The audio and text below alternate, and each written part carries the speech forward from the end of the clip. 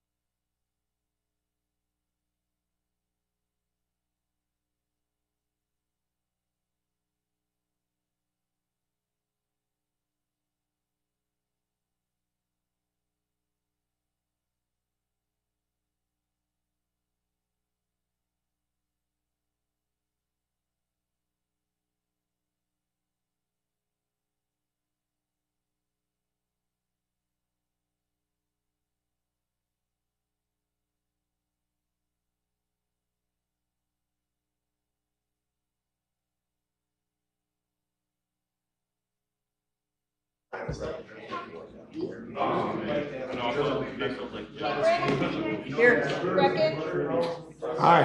Moore, Aye. Scott, Aye. Waters. I move we adjourn the closed session. Second. Second. Reckon, Aye. Moore, Aye. Scott, Aye. Waters, Capron. Aye. Oh, we got 10 minutes. Yeah.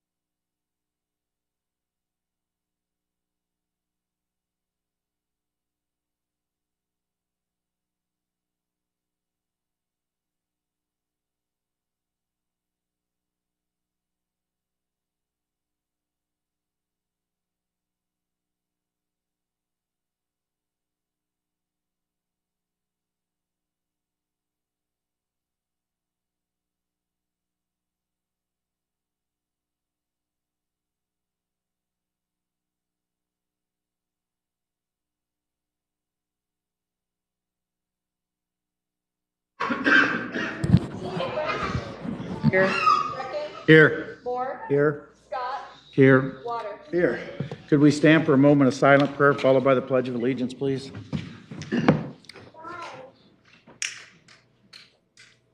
Amen. I pledge allegiance to the flag of the United States of America, and to the republic for which it stands, one nation, under God, indivisible, with liberty and justice for all. With that, we're going to do some proclamations, and we might have to wait on a couple of them, but we'll start with the ones I have. Brendan Richards.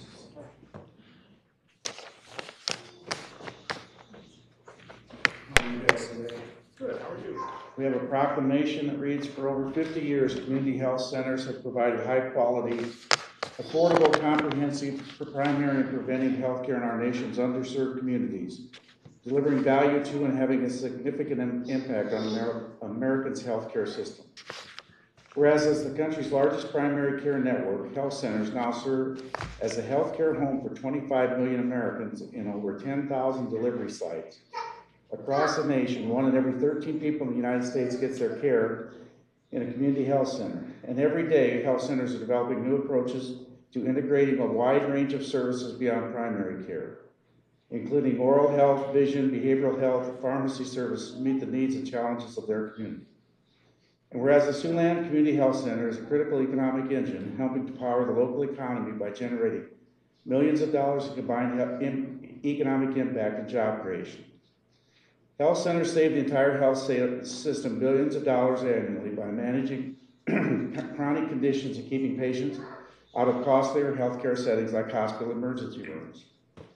And whereas National Health Center Week offers the opportunity to recognize America's health centers, their dedicated staff, board members, and all those responsible for their continued success and growth. Now, therefore, I, Robert E. Scott, Mayor of the City of Sioux City, Iowa, on behalf of the City Council, do hereby proclaim August 13th through the 19th as National Health Center Week, and extend our appreciation to the Siouxland Health Center for its years of dedicated service to people of Sioux. I'd like to present this to you and say a few words. Thank you for what you do. David, how are you today? Say a few words, if you would. Go ahead. Okay. Well, I'd like to thank you very much for this honor. Like you said, we serve a lot of people in the community, and we really enjoy our role in this community, and it's always increasing the need for healthcare, as we all know in this day and age. So Well, we appreciate all you're doing. thank you. Thank you, David. On behalf of the board, as the chair of the board, I want to thank you for this recognition, and are pleased to be part of the National Health Center organization, association, and also with the fine health care that's delivered throughout the community, all of our health services. Good for you. So thank you. Keep up the good work. We appreciate it. Thank you.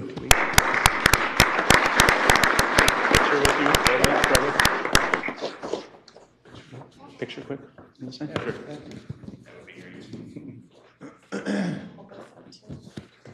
Thank you so much. Hold on, hide behind the podium, guys. All right, thank you so much. All right, have a good day. Thanks. You too. Thank you very much. Next, we have families that are, let's see, Adrian Jansen from the library accepting, but we have other people with you. Where's? You got other people with you? Okay.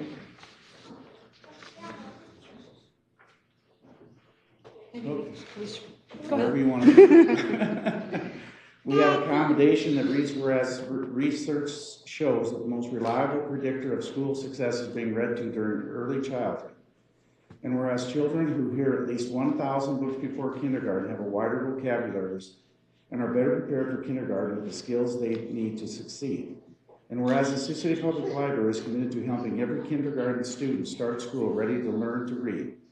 Now, therefore, I, Robert E. Scott, Mayor of the City of Sioux City, Iowa, on behalf of the City Council, do hereby commend Ainsley Sealine, Hudson Clayball, Jacob Tout, and Zachary Tout for their $1,000. Thank you. Thank you, guys. Very good. He would like. This? Can he shake your hand? Shake your hand. All Sure. right. Thanks for coming today. Oh, sure. Well, I'm so proud of these families for being the first ones. We started this challenge in January, encouraging families to read 1,000 books to their kids before they start kindergarten, because research has shown that kids that have had 1,000 books read to them before they start school have a much higher success rate in school and actually throughout their life, gets them started on the right foot. Plus, they get that one-on-one time with their kids. So I'm so thankful that they stepped up to take the challenge and that they were the first ones to do it. And thank you for taking the time to acknowledge us. Thank you again. Thank you. Appreciate it. Thank you.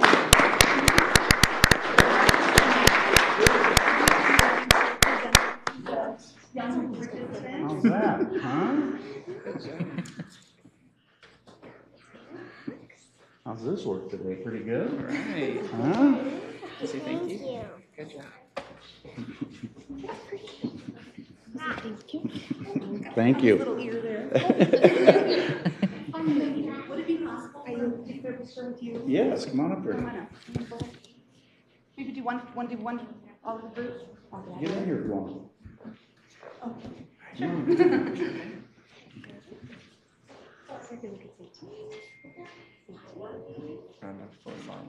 Huh? All right, thank you. Keep it up. That's outstanding. Good job. Okay, now I have some commendations for the survivors from Tanzania, so we want all of you to come up here. Let's have the ambassadors come up too. Have him go behind here and take a picture with all of us. Dan, I'm going to have him come back behind, have a picture taken with all of us. Kevin, come on up here. All of you come up. Anybody that was involved, come on up here. How you doing today? I heard you're walking good, huh? Ready to go home? All right. Well, we have a commendation that reads, whereas on May 6, 2017, a bus carrying 36 7th grade students, 2 teachers and the driver skidded off the road in Tanzania into a ravine in the country's northern region. 3 Siouxland volunteers from STEM, Kevin Negard, Jennifer Milby, and Amanda Volkert, were among the first to come across the tragedy and immediately began helping with recovery. They were able to help recover 3 children who survived the accident, Doreen, Sadia, and Wilson. Whereas the STEM board immediately began efforts to do whatever possible to get these children to America to receive much needed medical care. With the help of the Tanzanian and United States government and the Samaritan's Purse, STEM was able to arrange for the children to travel to Sioux City, Iowa for medical treatment, whereas Doreen, Sadia, and Wilson then had to begin the painful road to recovery in an unfamiliar country. Each of them showed tremendous bravery and perseverance. And whereas the city of Sioux City salutes Doreen, Sadia, and Wilson for their extraordinary hard work and determination to overcome tragedy and regain their health, they have inspired not only their country of Tanzania, but our community as well. Now, therefore, I, Robert E. Scott, Mayor of the City of Sioux City, on behalf of the City Council, do hereby commend Doreen, Sadia, and Wilson for their outstanding determination and bravery. We have one for each of you, okay? We got lost one up there, I think. Don't have one back there yet? Yeah.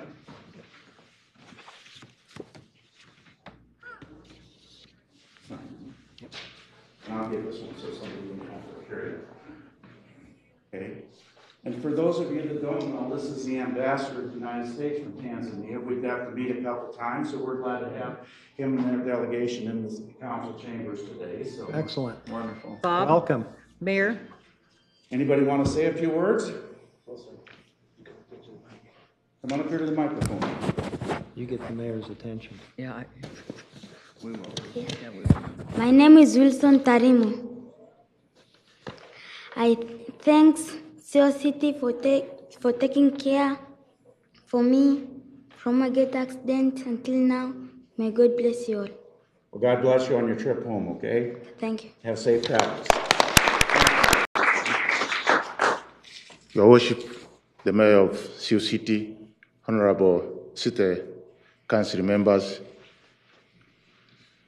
distinguished invited guests, ladies and gentlemen, on behalf of the President of the United Republic of Tanzania, His Excellency Dr. John Pombe Joseph Magufuli, the government and the people of Tanzania. We thank you so much for being able to assist and save the lives of 3 children who were under the care of the Sioux community and this great country, the United States of America.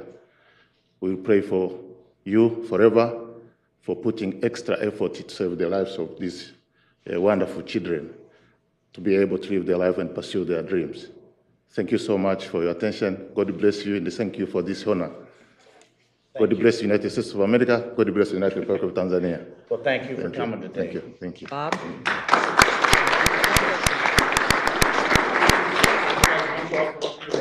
Yeah, come back here with all of us.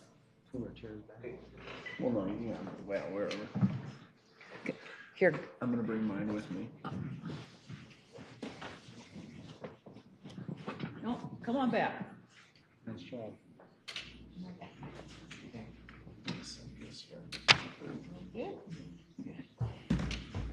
And you got the camera, good job, and Thanks, Ann. Bob, get up here, come on.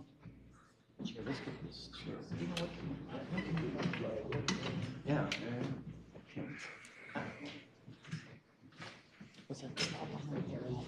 Yeah, come up here.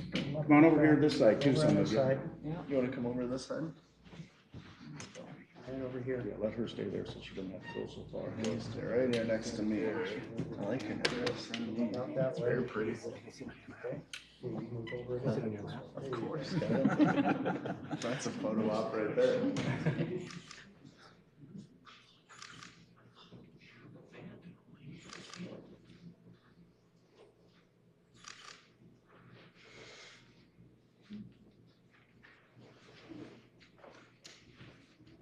Everybody got it? Good, Ty? All right, thank you. Thank you. Thank you so much. Thank you so much. Good to see you, buddy. Thank you. Thank you. Thank you. Thank you. I had an accident too. I heard my ear. Thank you for coming today. Oh, that's okay. Yeah. Yeah. I just get around, just like you usually right now. Thank you so much. Take care. Thank you.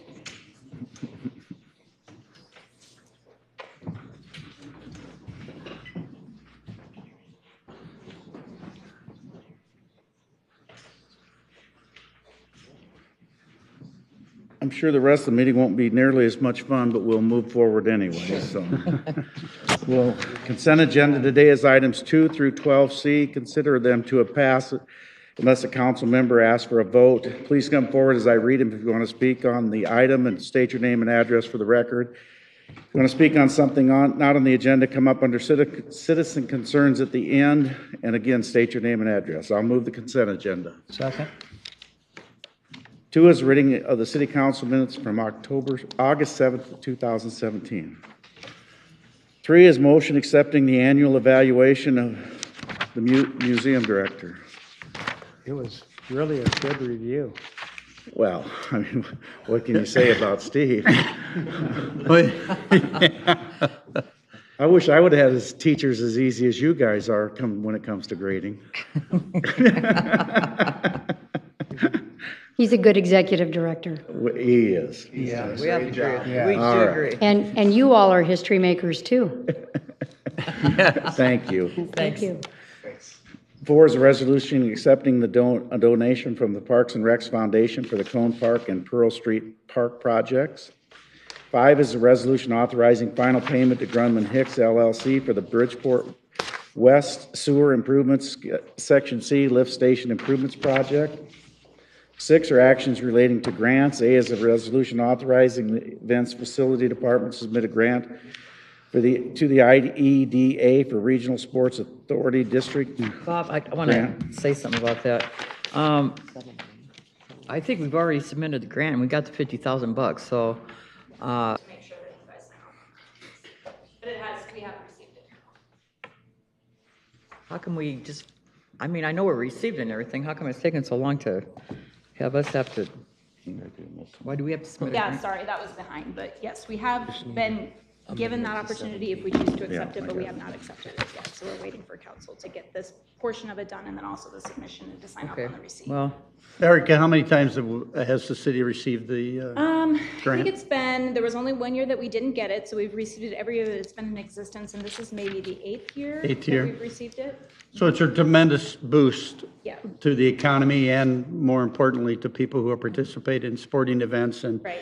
And I will point out, although I sometimes question the formula involved, the projected economic impact of these events exceeds $30 million on an annual basis. And so for $50,000, the grant from the state of Iowa and the Iowa Economic Development Authority district grant agreement, it's really important to the city. And for what would appear to be overall a minimal amount of money, it really does provide a big boost to the community. And I suspect me, for one, might, want to support the Sports Commission a little more in addition to just what we receive from the state in order to, continue to boost the economy in the city. So I thank the Sports Commission for all that they do, and certainly your department, and this is really a big boost to Sioux City. Thanks. yeah. Erica, is that a cap? Is that the most we can apply Yes. for? Yes. That's They what I- designate 10 districts every year. Okay. And each receives $50,000 with a 50% match by the community. Okay, thank you.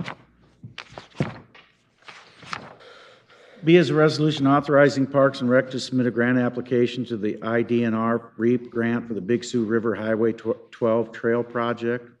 7 are actions adopting construction documents. A is a resolution adopting plans and specifications for the Tyson Event Center site repair project. B is a resolution adopting plans and specs for the City Hall air handler unit replacement project. Staff would request a motion to amend. What would that be? Who's answering this? Stan, you? Yeah. What's the difference? We need to up that cost to $310,000. This don't last 20 years anymore, do they? Well, it's 22 years old, actually. Oh, well, I lost track of time. I was only here for about 3 months after you moved in, Stan. Well, we moved in 97, but it's actually a 95 units. So. Okay. So I'll move it as amended, so we'll vote on the amendment if there's a second. I'll second it. Capron, Aye. Greckin, Aye. Moore, Aye. Scott, Aye. Waters.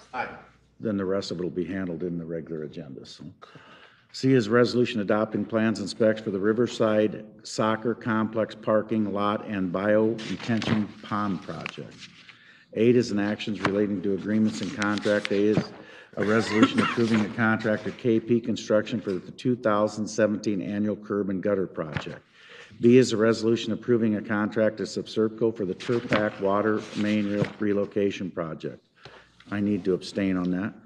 C is a resolution approving a consulting services agreement with JEO Consulting for the Green Infrastructure Projects Ravine Creek Watershed Project.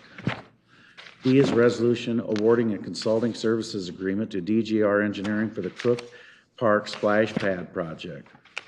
E is a resolution approving an assignment and assumption agreements between AP Sioux City and APSC Development to the Sunnybrook Village project at 5800 Sunnybrook Drive. Mayor, I have a conflict of interest and need to abstain on that item. Actions relating to property. The subsequent 12 items are resolutions granting permits to Fibercom to maintain underground cable in the following locations: A, 101 to 117 Pierce; B, 1545 Indian Hills to 3605 Lafayette; C, the corner of Pierce and 26 to 512 27th Street; D, Stadium Drive to 3400 Line Drive; E, 3901 to 4060 4001 Indian Hills Drive; G, Indian Hills Drive to 3417 Glen Oaks Boulevard; H, the north-south alley between Pierce and Nebraska to 1821 Pierce Street; I is the connection of Nebraska and the 14th streets to 1320 Nebraska. J is the corner of Glen Oaks Boulevard and Indian Hills Drive to 2307 Indian Hills Drive. K is the corner of Nebraska and 30th Street to 3261 Nebraska. L is the intersection of West 2nd and Kansas to the 23 West 3rd Street. I hope we can continue to just tear our town up with these type of deals. And I hope they never cooperate on one of these so that we can continue to never have grass in our parking anymore. What can I say? Every week, I don't understand why they can't cooperate. They tear a street up and then another one comes through and tears one up a month later. It's unbelievable to me. And we let them do it, but. I have a question on those just generally, Justin. Do these get recorded then? Will they show up in the records? In the right of way? Property records? No, Yes. they don't get recorded. How do we keep track of? We don't. We don't have a GIS. We don't have anything. And that's the problem, what's going to be down the road. Well, no, I think, no, aren't we keeping? track of Engineering those? has a, Yeah, Dave might second this, They but really don't like people to know where they're putting we it. keep the permits and we do put it in now to GIS and to mapping, so. You do now? We do track it. Yep, we're working A on long time, you didn't know where it was anyway. As far as all of our signal lights, we're working on a layer. Well, It's not- signal lights, of course. but Or not all signal the- lights, but traffic, All these, street lights. these are private ones here. These are all the ones, I thought these were the city-owned. Well, these are not all city ones when you're going into private residences on Indian Hills Drive. I'd have to go back and, I'd have to talk to Eric, yeah. I can get you an It's answer. adjacent to the, isn't it adjacent to the public rights of way that you're putting in the cable? Or The address fiber? locations are just Where it's for going. notice. These of are all where it's- not where it adjacent to turns out, properties that but are where it is. referenced, but they're in the public right of way, correct? Yeah. Jeff Zisda with Fibercom here in Sioux City. These are all related to the Verizon small cells that we were doing that P&Z had approved and everything, and replacing of the light poles. And these are now getting the underground facilities, which include both optical cable and power to them. It's all in the public right of way. I agree, but it just seems like every day we're tearing up sidewalks and that around town. And I'm not blaming you because there's a whole bunch of you like you out there. Well, and one of the reasons you see Fibercom here all the time, because we don't have a franchise, and by federal law, we're not required to as a telecommunications, whereas the other utilities, cable TV companies, power companies, gas, whatever, they have franchise with the city, so they use the public right-of-way through other means. So they're not coming before the council for approval for those. So that's why you see our name a lot. Well, it's not just you, there's others out there, but yeah. But I think even AT&T or whatever comes now, don't they?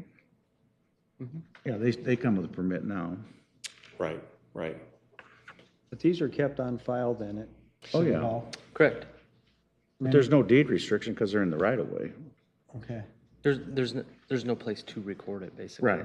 Because there's no parcel number. It's just like you don't record where the electric going into a house underground is or where the gas line is in front. You don't record any of that. Now, I would offer it and let the council know this. I mean, obviously, we have a mapping system, an electronic mapping system, and we would love to work with the city and would be happy to share or submit those things to have as record as we do it. And we're happy to do that. I just don't believe we're at a point with the city and county that they can accept things like that. Well, that's good to hear because there for some time, you guys didn't want to share where you were putting it, which is fine. I am not knocking you, it was just. No. We do. We just have to be very explicit because, quite frankly, a lot of this communications is carrying 911, commerce, national security things Right. like that. So, but as far as where facilities are in the right of way, where we have ducts and everything, obviously we submit permits for all this that gets submitted with detailed instructions and everything and where we're going and depths and all those things with engineering. And we do have a complete base map that we can provide electronically. And that's all of your facilities? Yep. From the beginning Yep. of time? Yep. 'Cause that's what I've run into, Mayor, on some older properties, is just trying to find the location of some of those, but I mean, I don't facilities are at and everything that were not properly documented years ago. Well, you So know what? yes, But they're working on that. But if they're not documented, how, you go out and you're gonna dig for. That's why you're spending all the money on GIS, Yeah, trying to I bring mean, it up to that's- date. Well, for most of us, the Yeah, way for that's one handled, call. the way that's handled today is what's called Iowa One Call. Right. Where they come out and they locate those things and they flag them wherever it is, which is obviously state law from that standpoint. That has to Okay, be. so when one call comes out, do they already know where all these are? or- One call is just the administrative body that the state has hired where private citizens or utilities or anybody doing any work in the public right-of-ways, or quite honestly, anywhere they're digging, calls. Then they notify utilities, cities, all those people. We go out and locate our own stuff and flag it and work with whoever's doing that work. So there is a system in place for that. Okay. And unfortunately, nobody wants to go start digging in the private right-of-ways, no matter what the situation is, because what if there's a high-pressure gas line there? What if there's a high-voltage line there? We have to have mechanisms in place that those things get checked. One call comes out, that's. One calls, no, they don't come out. They call them and Right. tell them to get out because they know they're out there. They know they're in that neighborhood. We submit all of ours, like here, we submit to Iowa One Call, actually in a grid system, a map system that they know of who's there. And then it's up to them to contact us, Mid-American, CenturyLink, on the city, all those things. It's owned by Mid-America, they make a little money on the deal, but what the heck, right? What the hell? Gee. I'm only here to represent FiberCo. That's been helpful, thank you. Yeah, thank you, I Okay, appreciate that. thank you. Thank you. 10 is purchasing. A is a resolution awarding a purchase order to Casboro All-Terrain Vehicles for the purchase of a piston bully 300 park and tubing tiller for Cone Park. B is a resolution awarding a purchase order to A&D Technical Supply for the purchase of GPS GIS mapping solution package. C is, I had a question about that, Dave, if I could, just a second. Just with this one, as far as the GIS and the GPS systems that we're upgrading with that, does that help us with kind of our maps that we have on outer websites? Like I was thinking back to the maps when we had the water issues. and stuff like that. This is more for the field guys for locating. For what? For locating, for doing to locating through the. Okay, not the GPS. public side of it? Yeah. I mean, it's for them to, it'll get into the GIS system, which will eventually be, when we have it up and going, will be made public. But in the state it's in right now, because the information isn't 100% accurate, we don't put it out there. Okay. Do you know what I'm concerned about? Does that make sense of when we have like different closures or water issues? Oh, or stuff? that'd be something separate, yeah. Yeah. That's just, right now, we don't do a GIS map for that. We just do a press release that's listed on the website for that type of stuff. Okay, because that's just something I want to work on, is getting a better GIS map. for That's that. what we're working on. It's a long process to get all those. for like the last 20-some years at least, you've been. I was gonna say, I don't like the answer, Dave, but okay. Thank you. We're moving in the right direction. Yeah, that's more positive, thank you. Resolution awarding a purchase order to Trans Iowa Equipment for the purchase of one 2017 Elgin MP street sweeper. Staff requests a motion to amend. What are we amending this for? We're amending, Darrell Bullock, Fleet Supervisor.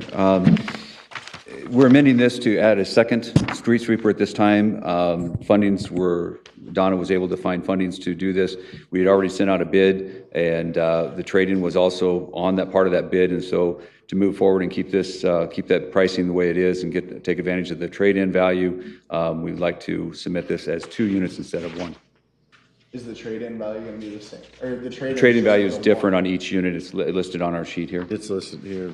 One's $10,279, one's $20,000. That's on I'll move the amendment. Oh, Second. Greckin? Aye. Moore? Aye. Scott? Aye. Waters? Aye. Capron? Aye. Thank you. 11 is applications for beer liquor license. See the list come forward if you have any questions. That concludes the consent agenda. Anyone to be heard on any of those items? Call the roll, please, or are we voting electronically? Okay. Moore? Aye. Scott? Aye. Waters? Aye. Capron? Aye. Greckin? Aye. 13 is a resolution approving a Fifth Amendment to the Solid Waste Disposal and Operations Service Agreement with Will Hauling. Scott? Do you have any? Okay, aye. Waters? Aye. Capron? Aye. Greckin? Aye. Moore? Aye. 14 is an ordinance amending the Sioux City Municipal Code to increase the landfill fees and change the corresponding current solid waste contract. I'll move first reading. Second. Waters? Aye. Bateman? Aye. Greckin? Aye. Moore? Aye. Scott? Aye. Anybody opposed to waiving the statutory rule? No. I'll move it. Second. Capron? Aye. Greckin? Aye. Moore? Aye. Scott? Aye. Waters? Aye. Move second and third. Second. Greckin? Aye. Moore? Aye. Scott? Aye. Waters? Aye. Capron? Aye. 15 is an ordinance amending the Sioux City Municipal Code by offering free parking for the first hour of city-owned parking ramps deferred from July 17, 2017. First consideration passed August 7, 2017. Dave Carney, Public Works Director. Yeah, we're here for the second reading and to discuss the ultimate proposal that Downtown Partners have come with.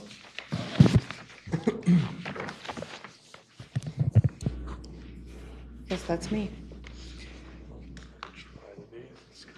Is there an overhead projector? Thanks. Thank you. Oh, that does look bad.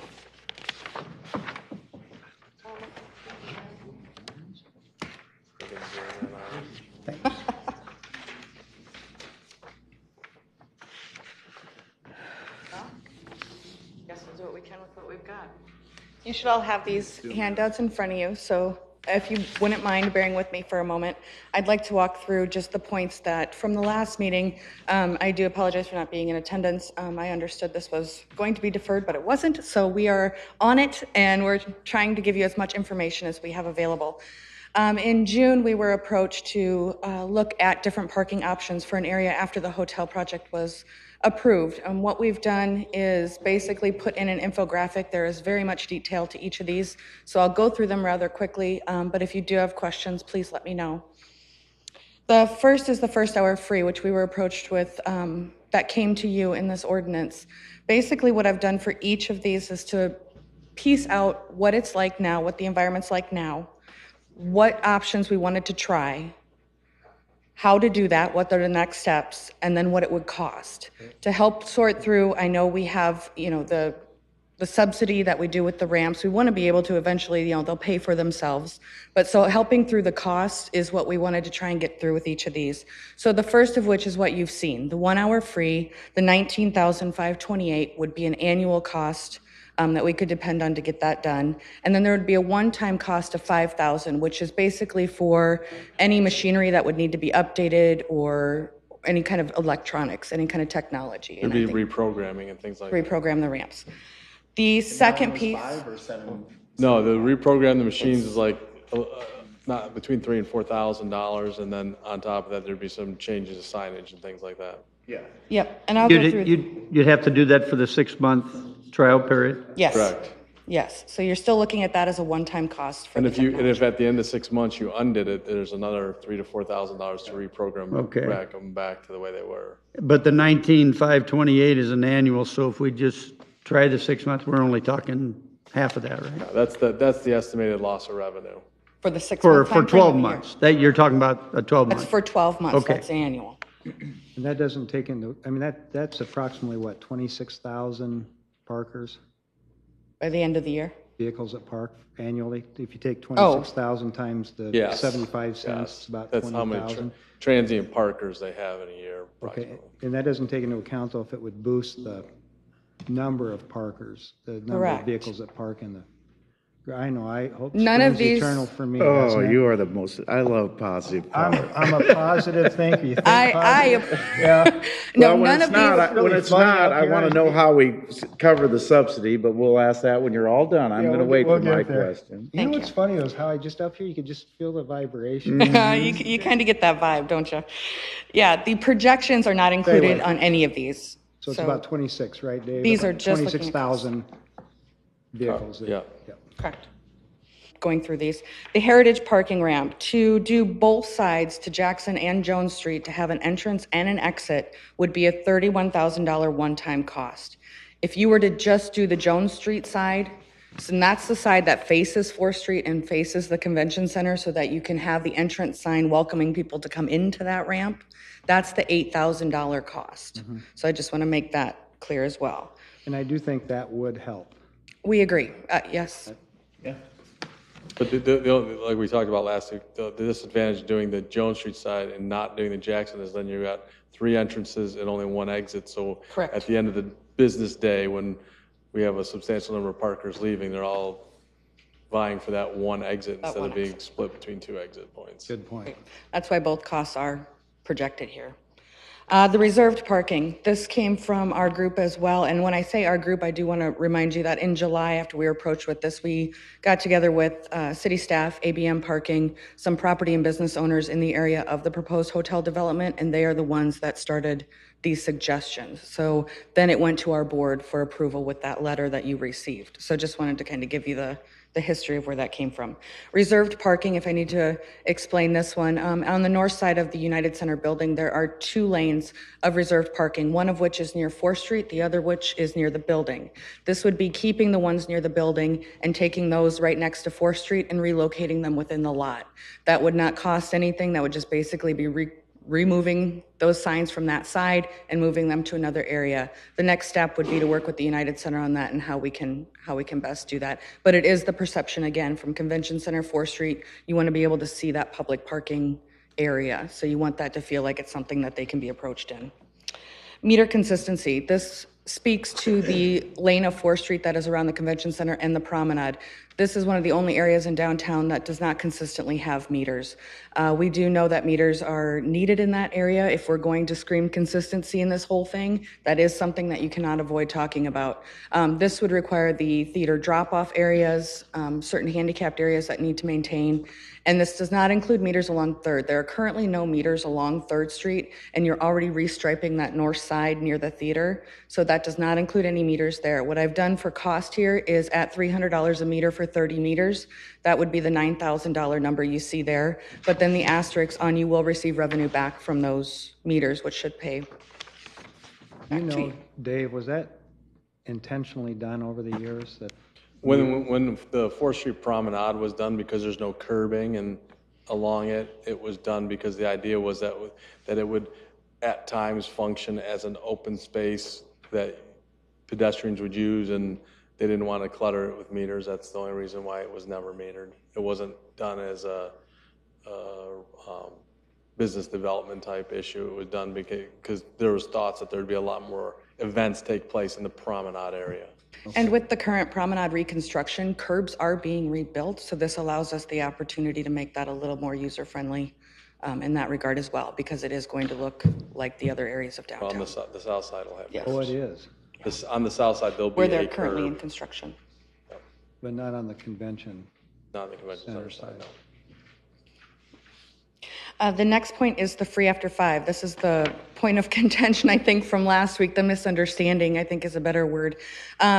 We did start with free after 5. Let's put the arms up. We understand that the enforcement of that is going to be very difficult, and you're going to find people who, we did devil's advocate scenarios of if you wanted to buck this system, who could do it. And after going through all of those, I would say our best lot right now is 24/7, arms stay down, and we promote and sign that don't be afraid to take a ticket after 5 p.m. It is going to be free. But if you're parking at 8 a.m., you're not going to be able to leave at 5:01 and not pay for your time during that day. It would be charged from the morning, 6 a.m. to 5 p.m. And that way your arms are still down, you're able to enforce and you're able to monitor. But that also allows us the marketing capability in mixing with the meters that are enforced till 5, that you can now market and you can send the message of the environment that it's free parking downtown after 5 p.m.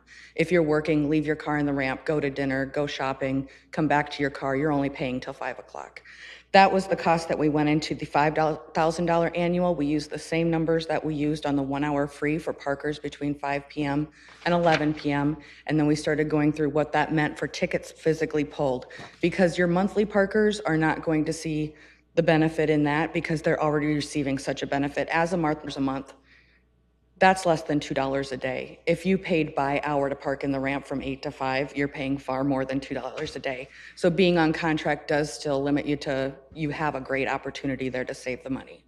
So you're not going to lose them. They're still going to have to use their card to get out. And then the one-time fee is exactly where we were at, Alex, with the 5,000. That is the technology, the reprogramming. But then that other 2,500 is for any decals or signage that you need at the entrance of the ramps and also on the meters. If your meters are saying they're enforced till 6 and they're being only enforced till 5, we need to put some kind of signage on there that now they are 5 o'clock, or a decal on the meter that can state that, so that you're not enforcing till 6, but you're telling them you are. So keeping that 5 o'clock consistency throughout that area. And that is also something we are happy to help with in that regard. Marketing, same vein. Downtown Partners would love to see these pieces take place, and we are happy to do what we can in the grand scheme of things. But all of these things coming together to make for that parking environment are what are important. Reagan, back on the free after 5 p.m. proposal. Sure. Sorry, I got rolling.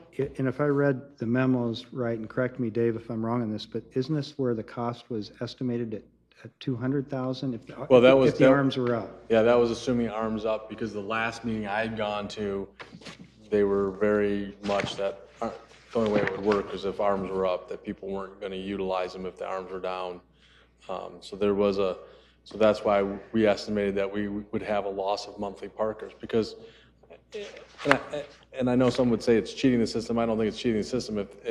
If you're coming out, leaving work every day and the arms are up, you're eventually going to say, why am I paying for parking here if I can leave every day for, at no cost? So sooner or later it would. Yeah, we already have a subsidy to the ramps. This is not something that we're looking at. With all of this addition and a 5,000 annual, there is an environment here that can spur more business, that can spur more use. I think when this all started, it was how can you get more people to use the ramps?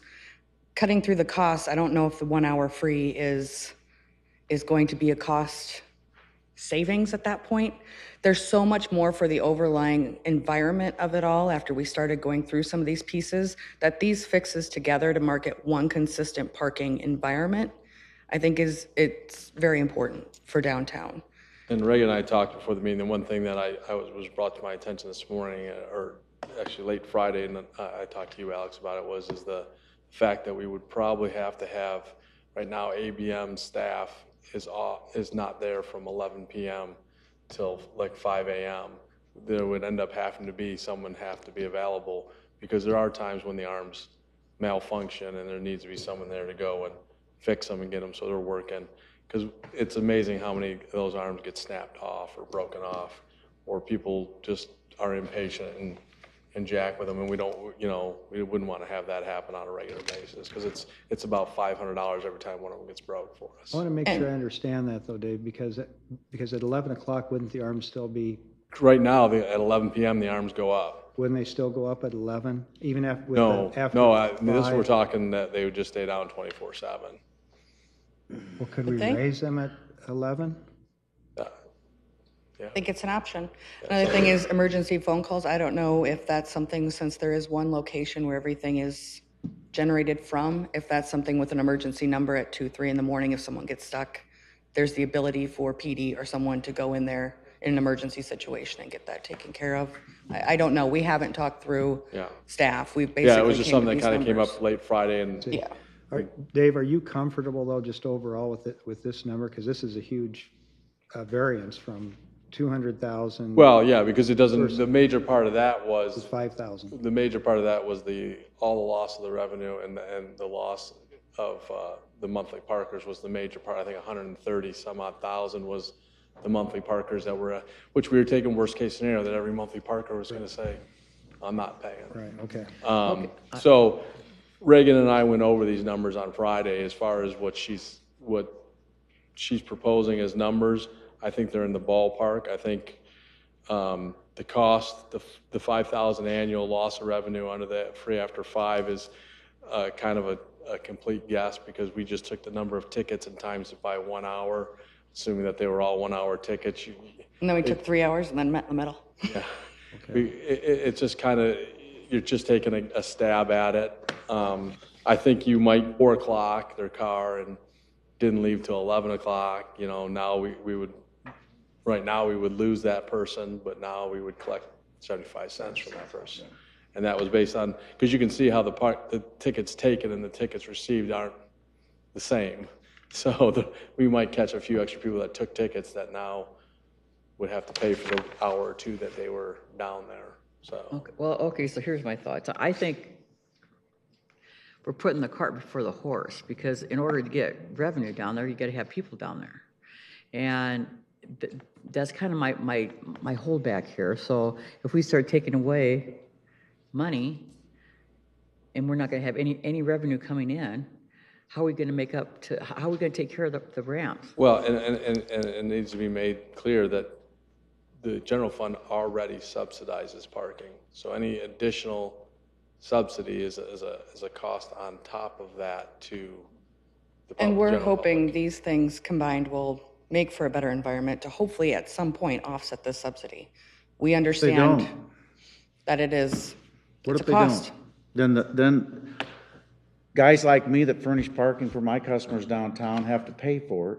The maintenance of my lot, snow removal, all that sort of stuff.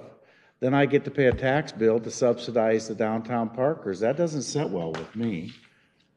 It really doesn't. I'm sorry, but I've argued this for since I got on the council in 1985. What do we have to do to make downtown stronger? And every time it's something that costs the rest of us taxpayers money. The mall furnishes their own lot. The shopping center around the mall out there, they furnish all the parking. They pay for it all. Are you suggesting that the businesses then would do the same with the parking ramps? In the old days, they used to have a deal where the merchant could validate. They still do. We do that, yeah. We have Right, but my point is, if I want to drive a customer in, I'll advertise that I'm going to validate the parking.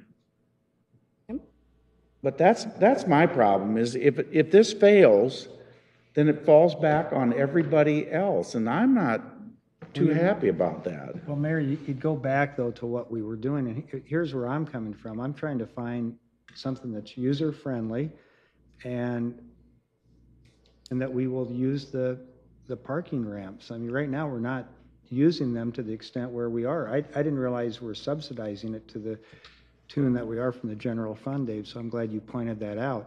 So it's not working. Something is broken. I don't know for sure what it is. The downtown partners have reviewed it. Maybe the parking board needs to look at it again, but when we have our joint meetings with them, we're saying, how do we get usage increased? It's been broken for 50 years around here. Well, but I want a fix of some kind, Mayor, and I'm thinking, I understand what you're saying. If it doesn't work in 6 months, we're gonna be out some money. Quite a bit. And you'll take away something Has free. not reviewed downtown Right. partners' Correct. And recommendations. They have that not. was, they have not these new recommendations, because they made the recommendation for the 1 hour free, then downtown partners and others, like Reagan was saying, that, business owners and other stakeholders, even city staff got together and talked about it and crunched these numbers. So now we're just comparing and contrasting. And to Rhonda's point, or Councilwoman Capron, the point was, for me too, that's important is, I'm sorry, I just wanted to show That was due sweet, respect. thank you. You don't have to apologize for that. Yeah, no, but what I would contrast too in looking in this, and I understand, Dave, that it's a shot in the dark type of thing. But looking at the tickets that are taken during that time period, what I spoke with Reagan today about was, the first hour free. What bothers me is you have those other people that are there all day or during the day, those monthly people and others that are just coming, that then they get that dollar or that week off or hour, sorry. They get that No, hour. our monthly parkers wouldn't have seen any change in their monthly parking fee. Okay, so that one wouldn't, but it They- would just been they any other time. They currently they were only there. pay $2 a day. Yeah. Less, probably less, because you have anywhere from 22 to 23 working days. February's got 20 working days. Yeah. So, But in theory. $40, they're only paying $2 a day. So Okay, do they pay every day then, or do they pay a no, monthly monthly rate? parkers, they get a monthly bill. They have a swipe card that they just swipe when they go in and out of the ramp. It records every time they go in. and Why don't every they time just go have out. it be billed monthly? That's how they. Oh, They got I like see, okay. like you So- do a credit card. My thought with the contrast between the first hour free and then the free after 5 p.m., I agree with the consistency. I want that more throughout our entire downtown. That's something that's important to me. And then I think that the loss is reduced by not having it be the first hour free. That's what the estimates are showing. And so, and I talked with both of you too about this, or I think I mentioned it to Dave on Friday, but what I would suggest is, right now, we're voting, doing the second reading on what the Parking and Skywalks Board recommended to us. And then we have this recommendation that's it's very different. What I would recommend, I'm told that the next meeting is on Wednesday, with that board, is I would vote to send this back to them, and just say, look, this is another report that was brought up. We would like you all to come and talk about it, look at the different numbers, see what is important to you, and then come back to council with that. Well, keep in mind that everybody that serves on those committees is a stakeholder in downtown. Correct. So the more free parking you give, obviously they're going to be for it. Well, ABM and city staff were also in those groups, and ABM, I would say, is I'm not talking about the looking citizens forward that to- serve on the boards are certainly going to be for this proposal. You don't have to send it back because you know that's going to come back, that they're for it. Maybe not, though, if they realize that if it doesn't work, as you're pointing out, you Yeah. still have maintenance and repair to the parking ramps. And debt That's- finance, we still owe money on. That's ongoing, yes, that's ongoing, Mayor, so. But they don't have to pay that. When my parking lot failed last year, guess who had to write the check? You did. I did. That's how it works. But we've been writing the check now, as it is. Yeah, you That's keep that's losing I people, just you're need some gonna, help with that. If we're okay with that, by doing nothing. continuing on, Well, let's go 6 months. that's all But what I'm. I'm And then saying we're is going to you're spend another 6 months- 30,000 because it isn't going to work. But then we're going to say, well, gee, we already spent the 30, so maybe we ought to just let it go. No, I wouldn't do that. I'm hoping it works. I want to find something that will work, though. That's my struggle. Yeah, and that's kind of where I'm at, Reagan. I'll ask you the same question I asked last week. What's your goal?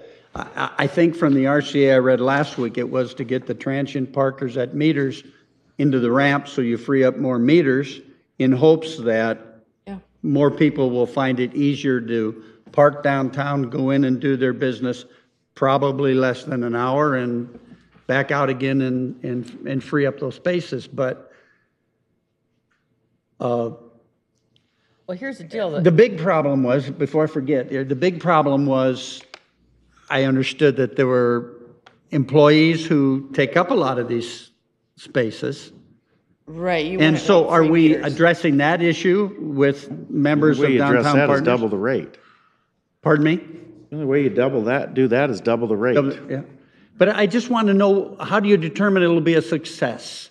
And what is your goal in the end, and what benefits will the city see? Sure. I think the main goal here, and I think it was on everybody's minds, even after Roger Brooks, was consistency. You've got visitors coming into downtown, you see free parking here, you see 4 hours here, you see the ramps or the gates are down and they look kind of scary, you don't even know if it's public.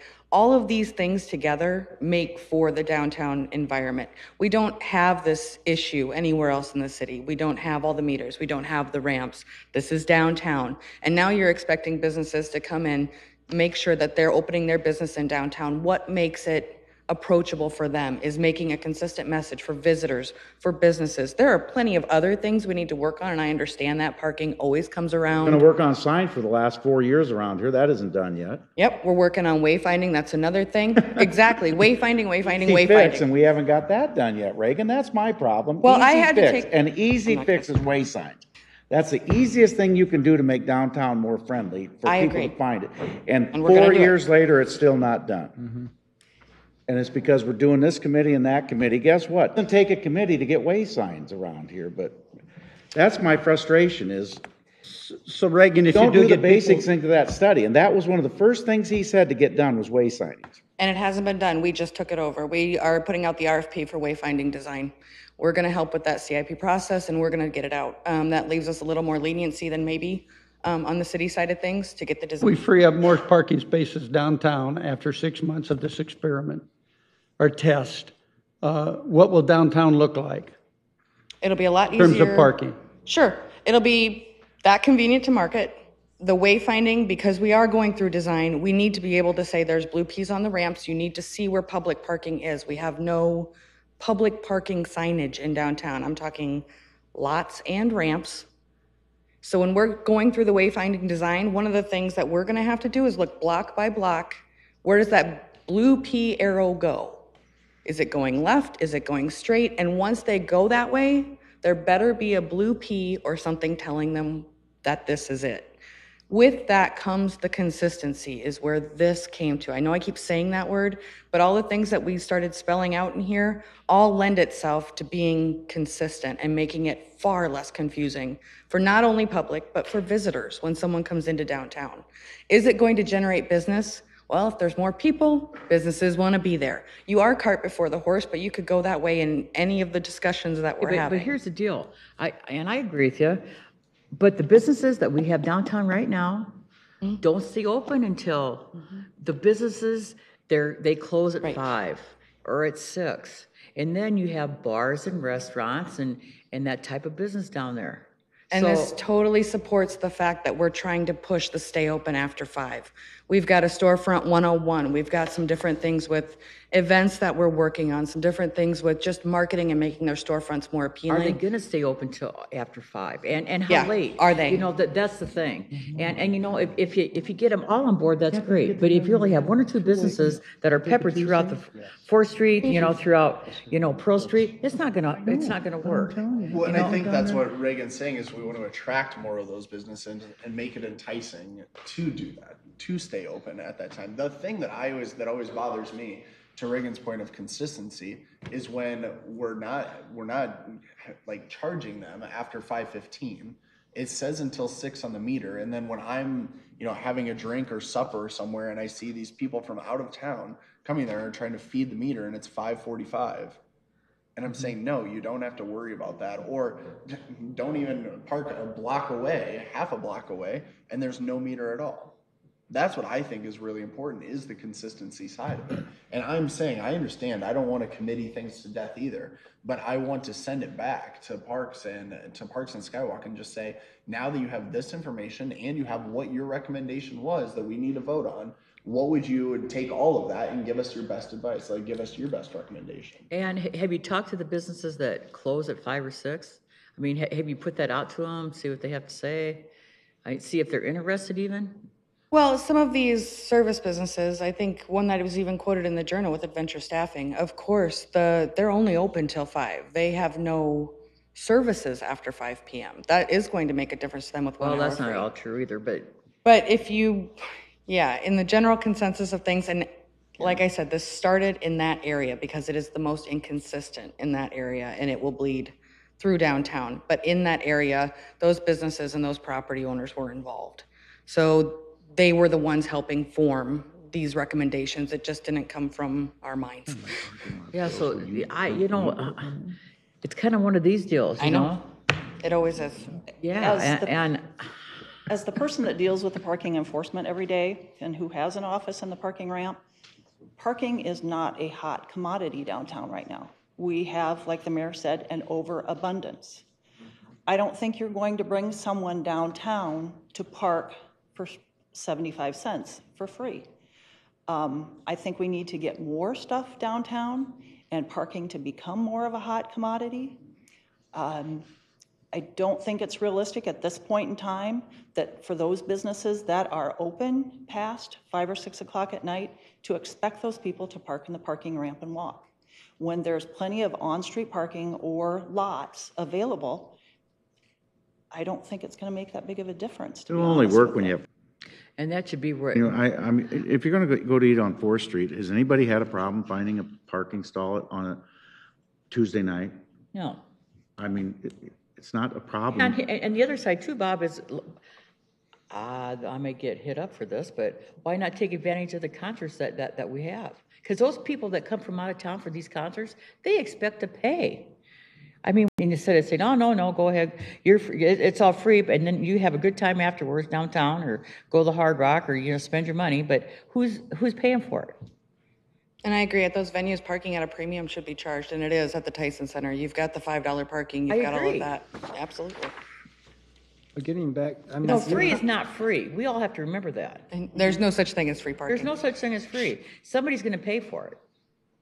And you know, I'm all for trying to make everybody happy, but sometimes it doesn't all work that way. So, And that's, your comments are interesting though, because I mean, the inconsistency we have needs to be addressed.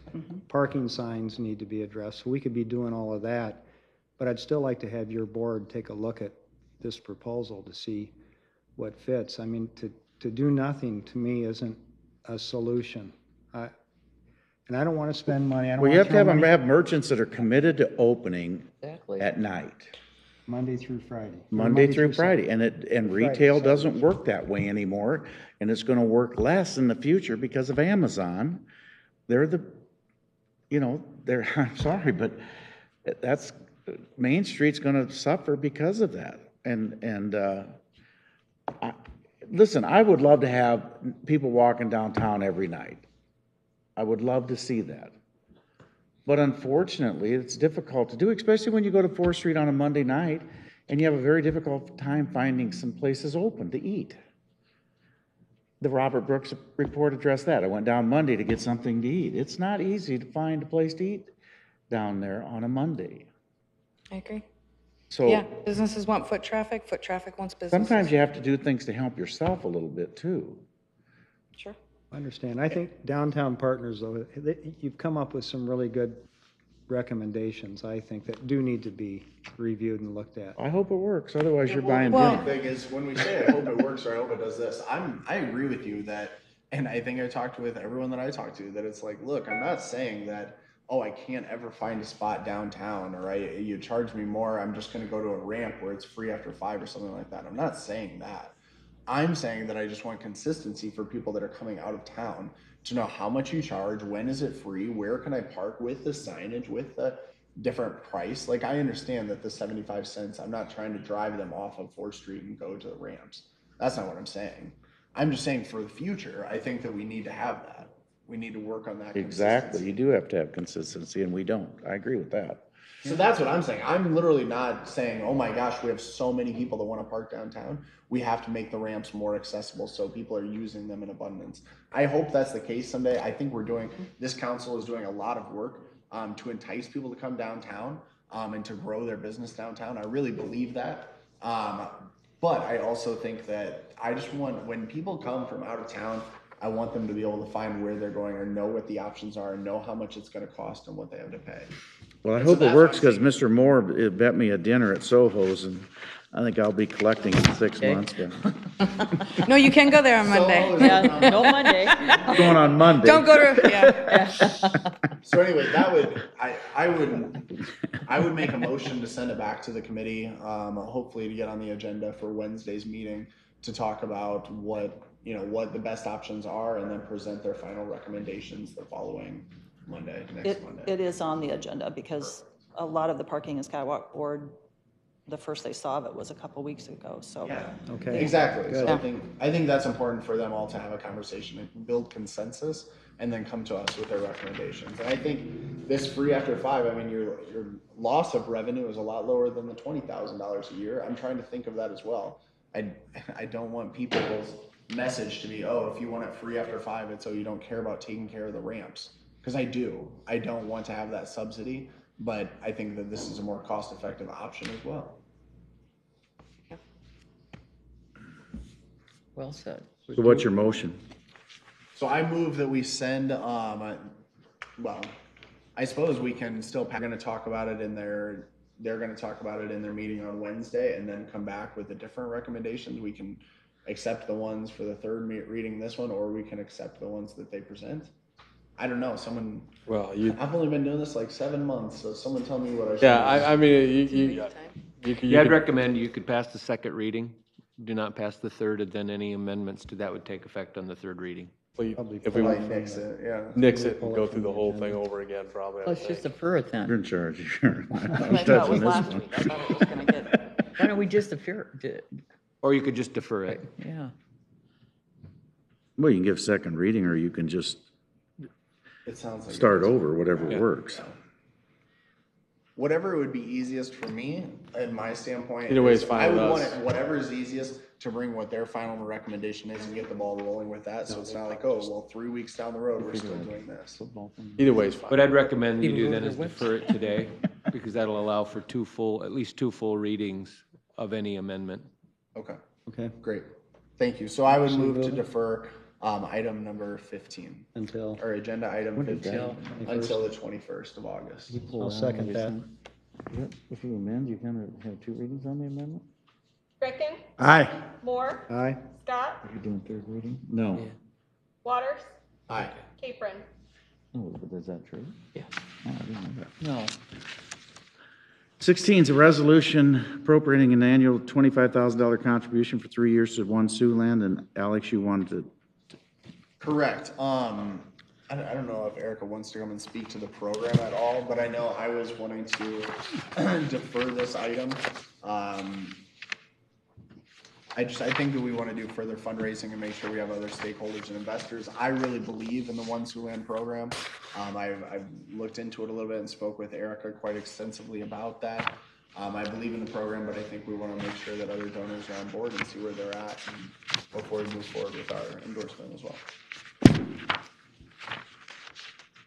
So I would move to defer it for, let's defer it for 2 weeks, whatever that agenda or whatever. and you're going to go out and help fundraise, right, in that time frame? Yep. I will. Yeah, I do we know. know who's contributing now and who isn't? Yeah. Please do. State your name and address, would you? Sure. Erica De Leon, 50 Sunset Drive, North Sioux City, South Dakota.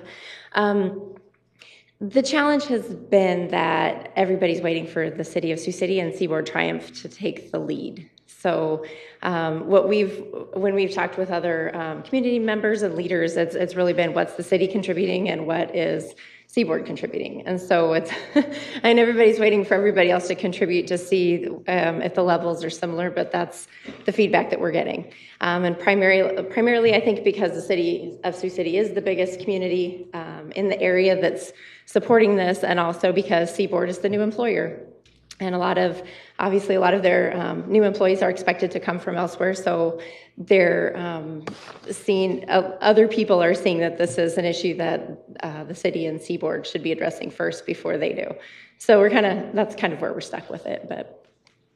And I know when I met with you and you told me about the program, that that thought crossed my mind, but then I thought the same thing, the city would be taking the lead with a major employer to make all of this work and to work properly. And I like being ahead of the curve on the deal, not wait until we have a problem and then come together and say, what do we do? So absolutely. That's why. Well, and the Siouxland Chamber is the first one that actually did commit. So they are committed. The Siouxland Initiative wanted some more information that they now have. So I can circle back with Chris again this week and see if they've looked at that, if they're voting on anything soon. But yeah, everybody's kind of in a holding pattern. But we could have some more discussions, and if there's more meetings that need to be had with the leaders of the other cities or with Seaboard again to kind of see if everybody's at. I guess the other thing that would be an option is to tentatively approve funding based on matching funding. So whether the matching funding is grants or other cities or other companies, that sort of is taking the lead without a full-on commitment, if you'd feel better with that regard. So it's just another option, but something that if you want to put a time frame on it, or if you want to say pending X number of dollars to be raised from other sources, we could do that as well. I'd vote, Yeah, we too. I'd take that as a motion. You could contingent on full funding of the program? Yeah. I'll amend it to that. I'll second that.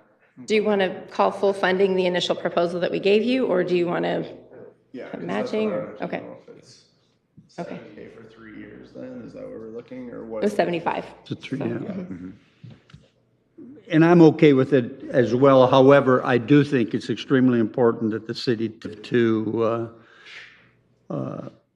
show other people's, our commitment, other corporations and businesses who may be in the position to be able to assist, to show our commitment, the city's commitment to newcomers. Right. And to promote the city and to provide, a quality of life in our community. And this is one way that we can do that. And it seems $25,000 clearly is a large sum of money, but it's one that I think could very well be well spent and make a big difference. The mayor has been able to take a lead with that. He's opened a lot of doors. We joked about how he has a lot more influence than I do, so he gets meetings quicker than I do. But he's been very helpful in setting up meetings and getting that early support. It's just we need somebody to say yes and jump in. So, Right. But yeah, no, he's been very helpful with that. Today here, Lisa, and I would say, here's what my motion about. I move that we will tentatively approve $25,000 contribution, and when it's matched, and you can count the chamber as far as I'm concerned. Yep. When it's matched, then we would release the funds. Okay. So once we get $25,000, you don't have to get the full 75 to get it going, is where I would be. Okay. Is there a second to that amendment? Yeah, I'll second that. I'm confident that you will meet that goal. I believe we will too. So this will be a 3-year commitment? What's that? This will be a 3-year commitment? Yeah. Yes. Okay. Yep. And we will provide updates as you need, whether it's a quarterly, annual, whatever you want. So I that think you that's see a that great the- idea. The impact is A being quarterly made. update would be great. Okay, absolutely. On the amendment. Moore, Aye. Stott, Aye. Waters, Aye. Capron, Aye. Greckin. Aye. I'll move 16. Second. Scott, Aye. Waters, As amended. It's as amended now. Gotcha. Aye. Moving the main. Aye. Greckin, Aye. Moore. Aye. Okay, Alex and I'll start getting to work here. All right, thank you. Tomorrow. Thanks. Downtown you. Partners Quarterly Update.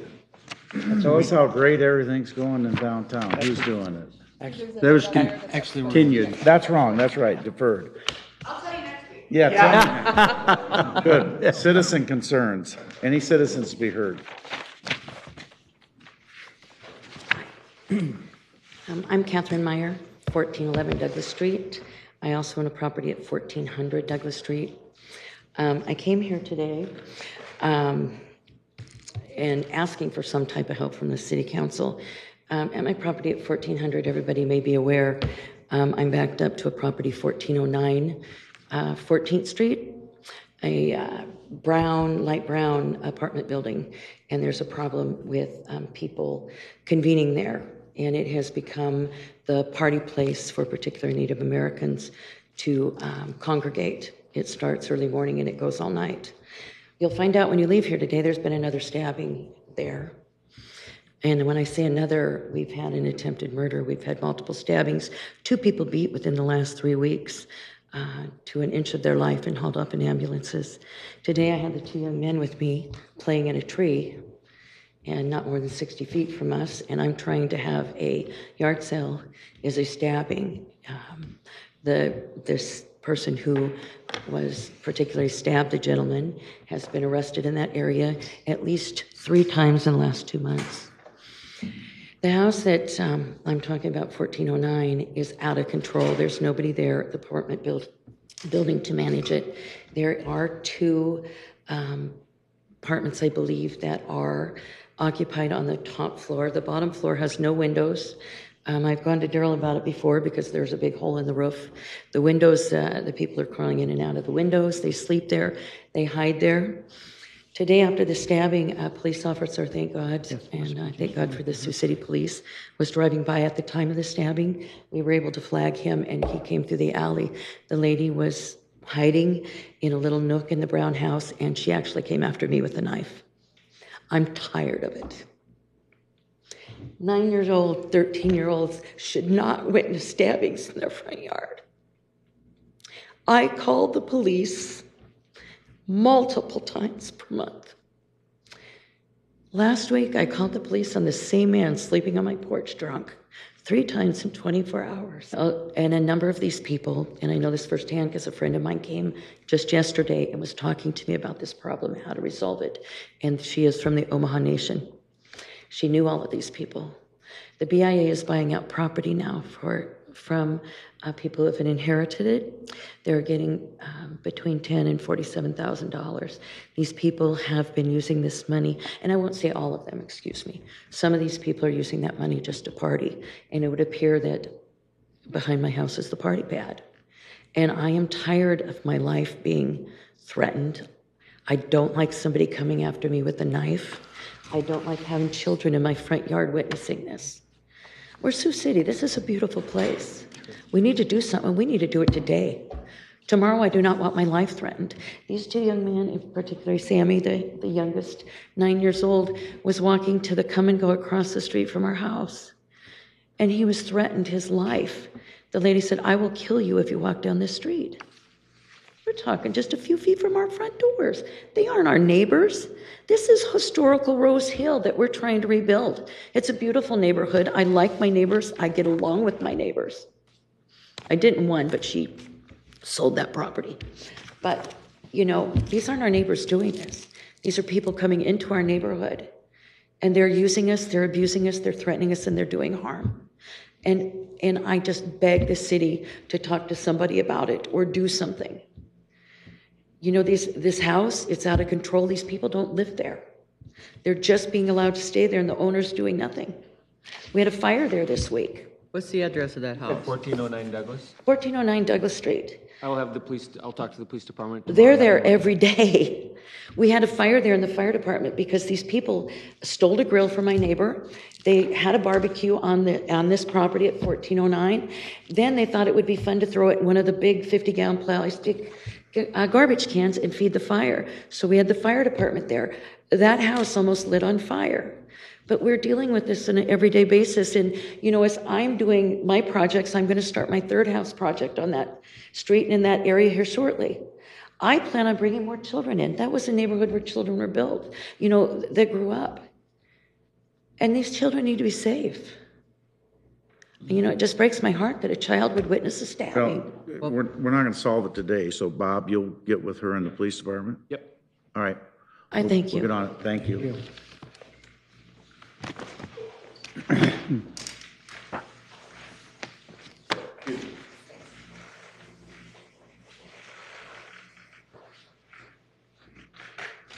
Mayor, Councilman, my name is Gary Rice.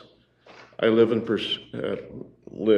with my wife and preside at 4313 Country Club Boulevard, the area upon which all the ups and downs of constructions with concrete has been going on for some time. I'm here for the fact that in previous years, we built our house in the year 2000. Did anybody get my email? I emailed everybody. Nobody.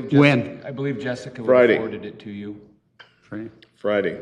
I didn't get it. Yeah. Not unless I missed. Can I distribute that email? I brought copies of it. I know what it is. Because it explains everything and I wouldn't even have to say another word. Yeah, I know what it is. Because I think I talked to you about it, didn't I? Go ahead. Go ahead, Dave, and explain to Dave, go ahead. Yeah, his concern is about the stop signs that were installed on 43rd Street and. Right in front of my driveway. Yeah. And those, we installed stop signs as part of the Country Club Boulevard project at 43rd Street, 40th Street, as a compromise solution because some of the neighbors wanted traffic roundabouts there and some did not, and that was the compromise solution. And so I guess that would be, I mean, I got it from his neighbors who I got it from. I know what he's talking about, though. It's the same. I was gonna say, I didn't get it. I don't think I got an email. I knew about the situation. I need to contact about everything to get it initiated. Yeah, because I will be back again and I will have more evidence against this bad move. Because this was predicated on the desires of two people. One is quite wealthy and lives on Perry Way, and his daughter lives 2 houses down from me on Country Club. Now, there is an issue with safety, there's an issue with congestion, with damage to personal property and to other people's property. So everything is right around those stop signs where there's a stop sign now by my driveway. There used to be a pedestrian crossing sign, which worked perfectly. Okay, now where they've moved the pedestrian crossing is not even marked. I mean, I'm not even go there on that. I'm interested in my driveway not being blocked. One car, even coming close to stopping at that stop sign, going south, blocks half my driveway. Now, that driveway, 2007, it was winter. Winter's a bad time. Our driveway has a 45-degree angle slope, and the city is not out there. This is not a primary route for them to clean. So they get out there when they can get out there. All right, well, driving up and down is not one in a country club unless you do have a 4x4. Many people do have a 4x4, but not everybody. So driving up and down in the wintertime when the streets have not been cleared off brings out a point of complete safety. I was backing out in 2007. There was snow not removed from my driveway or the base of my driveway, and I slid because a guy was come up over a little ridge that's just south of my driveway and slowed down right behind me, and I was backing up, slid right into it. Who got the ticket? I did. How many times is that going to happen? I tried to talk to, was it KR Construction? RP Construction. Brittany was, Anderson was the biggest help in helping me understand why that decision was made and how and who I need to talk to, being all of you, to get things rearranged to not only be safe, but also avoid a lot of congestion and people that right now, it's not going to happen. Things have to be brought back to where they were. Yield signs, that'd be great. Or signs that just, like pedestrian crossing, which would you get? You know, things that don't stop traffic in front of my driveway. And right now, as I put in that email, thank you. As I put in that email, it states and has a picture, one car blocks half my driveway. And that doesn't say that car is going to be moved on and another one's going to take its place real, bang, bang, bang, where there's an opening. No, not the case. We got a 3-minute deal, and we understand. I'm not trying to be rude. Well, I'd like to be putting on agenda so I can put on a presentation. No, just a minute. Let me just finish here, okay? We're going to have the staff give us a recommendation, and you don't need to be put on here until you know what the staff recommendation is. How's that sound? And it may not even be back here. We'll have the staff recommend it, and the council can review it, and just like you send an email, we'll send it back and say this is what we'd like to do, and if that's not agreeable to you, then you can have it on the agenda, okay? That's very reasonable. Okay. Anyway, we'll have you give us what your solution is and let us know, okay? Can I ask one more thing? Yep. I brought some pictures along, and we can leave them here because I just want them to be seen. Give them right there. Yes, please. Thank you. All righty, thank you. Thank you. Thank you. You're welcome. Thank you. Pitch, I live at 828 East 37th in South Sioux City. I manage Elite Self-Storage, which is at 3380 Ruston Street. The question we're proposing from our facility is, as new owners, the facility was bought. We were instructed that there's a retention pond that's a requirement for us to have on the property per the city, and we have that pond. We have over 80% of the facility sloped to that pond. And now every time we add a new building, we get taxed more for the stormwater drainage fee. Now, if we're retaining the water on our property, why should we get taxed more? And in the last year, it has more than tripled because we've added buildings. And I really think that the city ought to look at an option. If you're retaining a percentage of the water on your property, you should get some kind of credit against the stormwater fee. I realize what water we dump onto the city streets and that move onto the city storm sewers, yeah, we should be paying for that. But the stuff that we're retaining onto the facility should not. And I'm kind of like the gentleman there. I brought a color picture for you, and if you look at this, all the blue property is all the stuff that is concrete and it moves to the retention pond. All the pink is what actually drains toward the city's storm system. So we'd appreciate So there's no drainage from the pond to the sewer at all? No, the pond is clear in the back next to the railroad tracks, and that's exactly what it is, a retention pond. And so we're draining water from the facility near the front. We start, and it's all sloped back that direction, and then the water all goes to the pond. So I don't think you're gonna probably have much luck. I don't wanna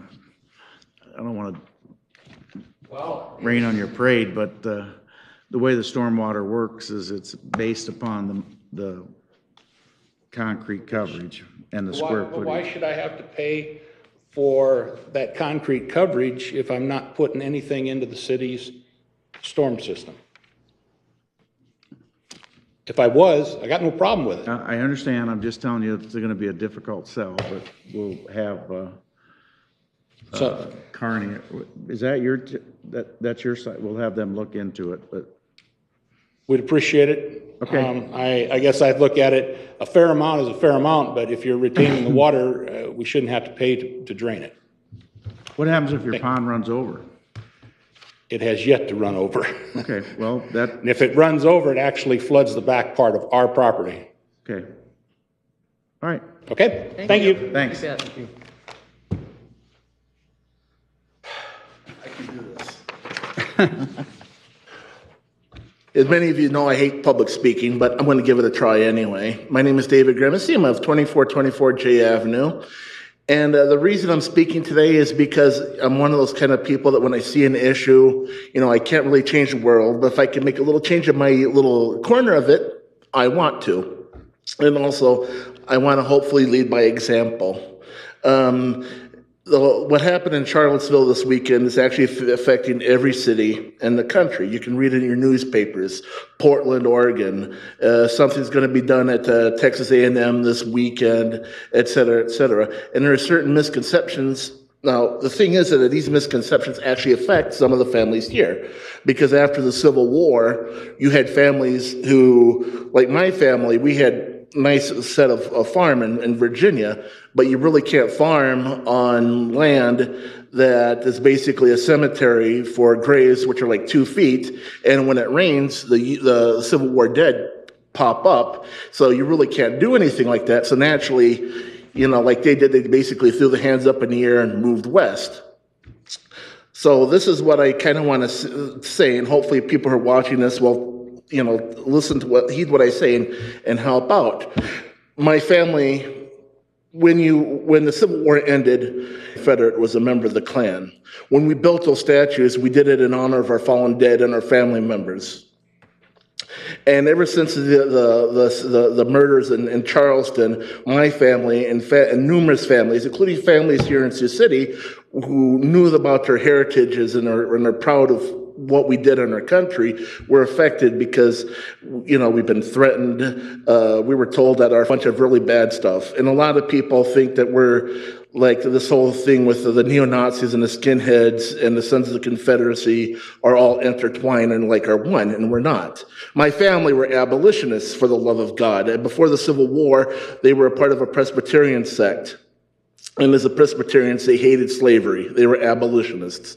We were offered 2 slaves, but naturally we're just like, no, our religious beliefs, we're not.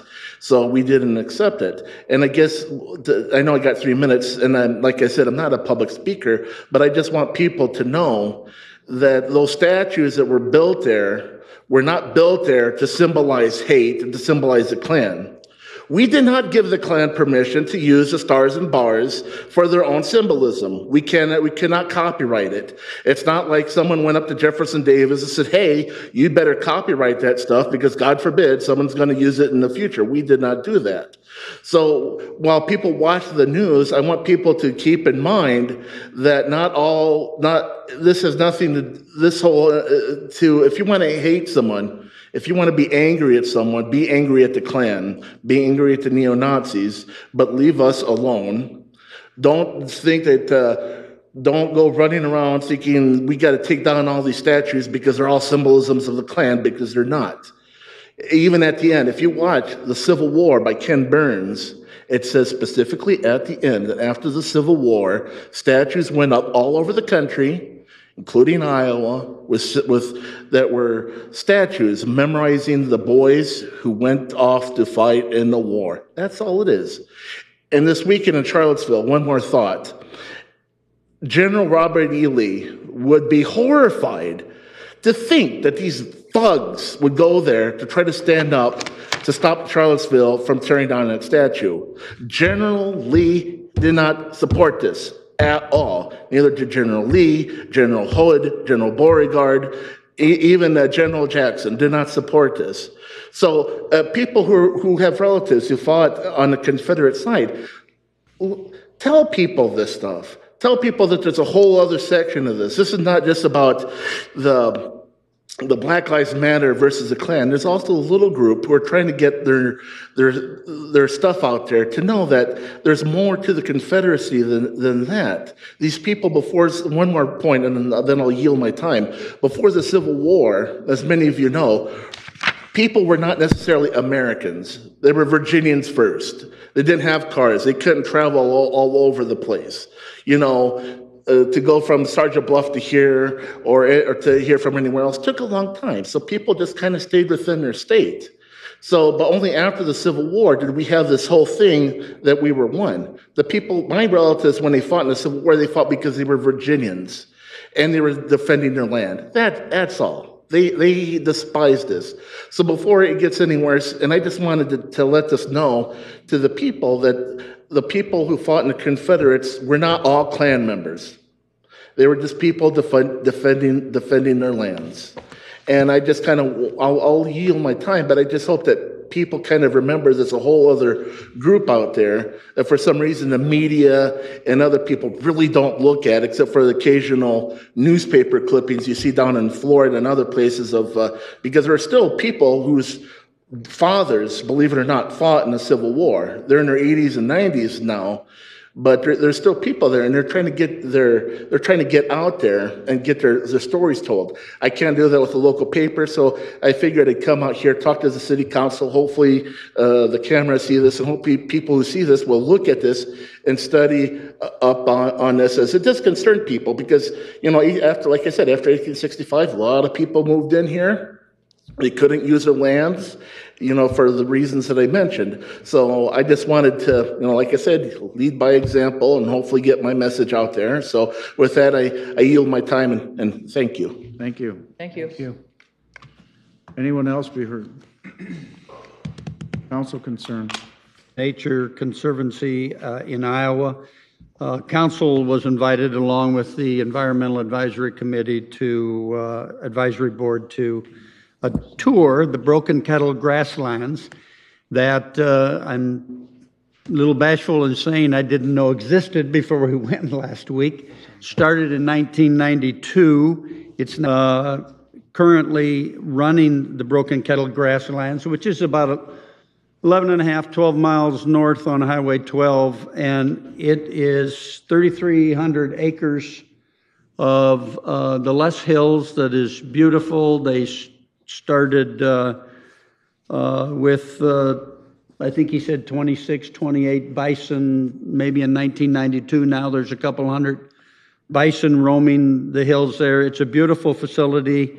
I want to say thank you to the 4 biologists and/or ecologists, Dan, Graham, James, and Scott, and on behalf of the Environmental Advisory Board and the City Council, thank them for their tour and time they spent with us. It really, really was an eye-opening opportunity, and one that I think a lot of residents of the city and the Siouxland area would enjoy greatly, to go out there and look what's going on out there. So again, just a big thank you to them, and hope a lot of people get an opportunity to share that experience.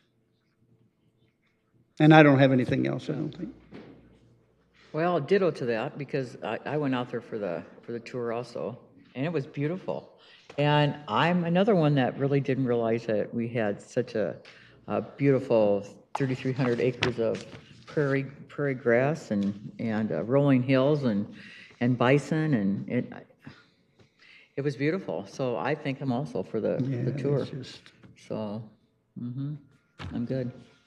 Did you bring the hats for the boys? Did you bring the hats? Okay, I got one more thing. I got hats for you guys. You have what?